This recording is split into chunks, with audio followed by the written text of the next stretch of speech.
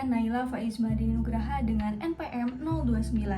Pada video kali ini, saya akan membahas mengenai isi dari video Seri Memahami Manusia yang ada pada kanal YouTube Ruang Belajar Al-Jauzi.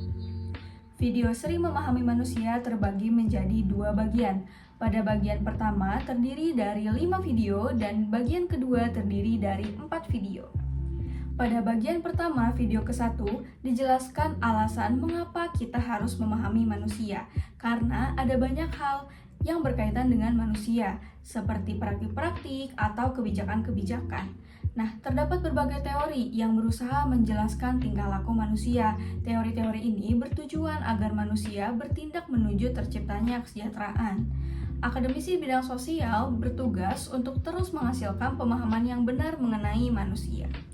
Pada video yang kedua, ditegaskan bahwa before empowering others, we must first become an empowered people. Salah satunya dengan mempelajari literatur. Nah, terdapat kekurangan pada teori-teori dari Barat.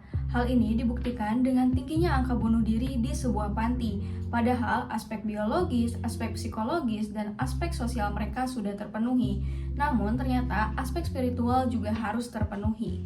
Berdasarkan buku yang berjudul The Structures of Scientific Revolution karya Thomas Kuhn, disebutkan bahwa kesempatan untuk menghasilkan teori baru akan selalu terbuka agar kualitas pelayanan manusia juga selalu meningkat. Pada video yang ketiga, dijelaskan bahwa teori-teori dari Barat hanya melihat dari realita atau sesuatu yang observable. Padahal sesuatu yang unobservable juga dapat mempengaruhi tingkah laku manusia. Nah, rasionalisme ini tidak dapat dijadikan satu-satunya acuan untuk menjelaskan sesuatu, karena akal manusia itu terbatas, sehingga teori-teori dari Barat dianggap gagal dalam menjelaskan tentang manusia. Meski begitu, para ilmuwan dapat terus menghasilkan teori-teori baru untuk menggeser atau menggantikan teori-teori tersebut. Pada video keempat, disebutkan bahwa ilmu berasal dari observable area. Namun, ilmu manusia itu tidak hanya bersumber dari observable area, tetapi juga unobservable area. Nah, teori-teori yang sudah ada sebelumnya seperti psikoanalisis, behavioristik, dan humanistik dianggap belum bisa menjelaskan semua tingkah laku manusia. Salah satunya adalah fenomena di mana orang kaya itu merasa tidak bahagia, sedangkan orang miskin itu merasa bahagia. Nah, dari sini terbuka kesempatan bagi para ilmuwan sosial untuk menghasilkan teori-teori baru yang dapat menggeser atau menggantikan teori-teori tersebut.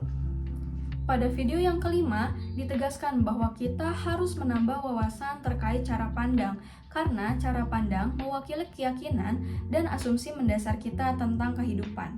Dalam mempelajari manusia, penting untuk menggunakan cara pandang atau worldview. Nah, istilah worldview sendiri pertama kali digunakan dalam bahasa Jerman, yaitu Weltanschauung oleh Immanuel Kant. Di kalangan idealis Jerman, istilah ini digunakan untuk menggambarkan susunan kepercayaan yang melandasi atau membentuk pemikiran serta tindakan manusia. Pada bagian kedua, video yang ke-6, disebutkan bahwa berdasarkan Undang-Undang Dasar 1945, keberfungsian sosial menjadi tujuan negara yang harus bersama-sama diwujudkan oleh pemerintah dan warga negara. Keberfungsian sosial sendiri adalah kemampuan individu, kelompok, atau masyarakat dan sistem sosial dalam memenuhi kebutuhan dasar, menjalankan peran sosial, serta menghadapi guncangan atau tekanan. Nah, dalam mewujudkan keberfungsian sosial, perlu terlebih dahulu tercipta kondisi yang mendukung. Pada video ke-7, dijelaskan bahwa empowering profession dapat membantu mewujudkan tujuan negara dengan memahami lebih dalam terkait perilaku manusia. Nah, masyarakat Indonesia itu cenderung memegang sistem keyakinan yang kuat, sedangkan teori-teori sebelumnya itu tidak membahas terkait sistem keyakinan. Maka dari itu, empowering profession di Indonesia tidak hanya mempelajari teori-teori tersebut, tetapi juga mempelajari sistem keyakinan untuk memberikan pelayanan manusia yang terbaik. Terdapat dua langkah dalam memberikan pelayanan manusia, yaitu langkah kuratif dan langkah preventif. Langkah yang banyak diambil di Indonesia adalah langkah kuratif. Meski begitu, kita harus terus mengupayakan langkah preventif melalui pemahaman tentang manusia dengan memegang dasar filosofis, di mana seseorang yang memberikan pelayanan manusia tidak boleh menjadi penyebab masalah bagi manusia yang lain.